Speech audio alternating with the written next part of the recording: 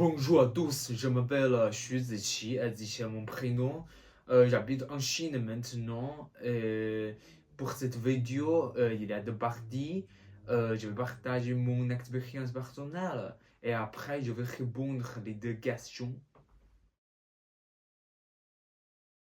Euh, Avant engagé dans la pratique artistique, j'ai traversé une expérience importante. À 18 ans, à cause de la dépression, j'ai abandonné mon concours d'entrée. Euh, Même si j'ai été sérieuse au mon étude, euh, je ne peux pas trouver ma place dans un système imposé. Donc, pendant 4 ans suivants, j'ai travaillé dans l'entreprise de mon père. J'ai traversé un forêt vierge et aussi j'ai visité le musée et j'ai lu beaucoup de livres sur l'art, sur la philosophie. Le concept de Joseph Beuys, sculpture sociale, me voit une nouvelle perspective. Il me comprend que pour l'art, il faut comprendre soi-même et aussi engager dans la société. Après, depuis un an, j'ai participé à des ateliers dirigés par des artistes français. J'ai appris quelques méthodes de travail pour l'artistique.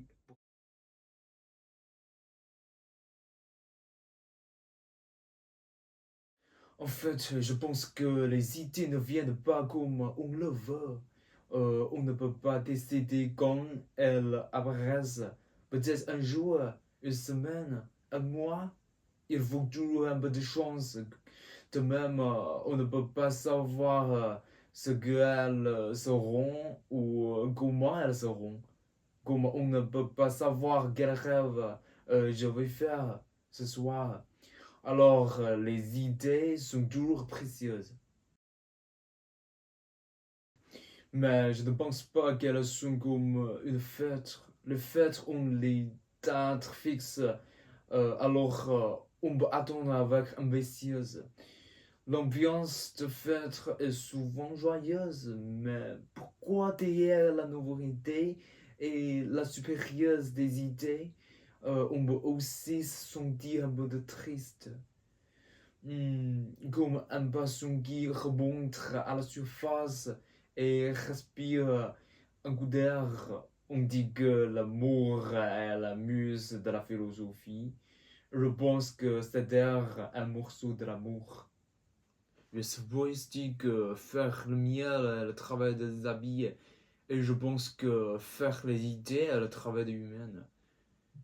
Parfois, les idées viennent directement juste parce que je suis dans un endroit, que je touche un objet, ou que je vis une chose, ou je me souviens de quelque chose. Elle me frappe comme un coup clair. Les idées arrivent tout de suite.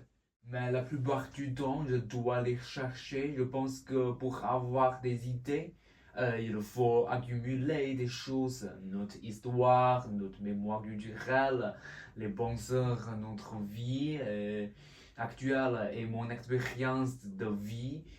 Tout cela pénètre dans mon cerveau. Comment organiser, développer et contredire ces choses, c'est ce qui m'intéresse. Parfois, je fais des cartes mentales pour mettre les choses sur papier. Elles peuvent être en images, en poésie, en logique, en maths. Parfois, c'est du vide et de la soustraction. Ce travail préparatoire aide de base pour les idées. Mais je pense que les idées sur le travail humain, des choses lointaines qui se rassemblent parce que notre expérience de vie est stimulée.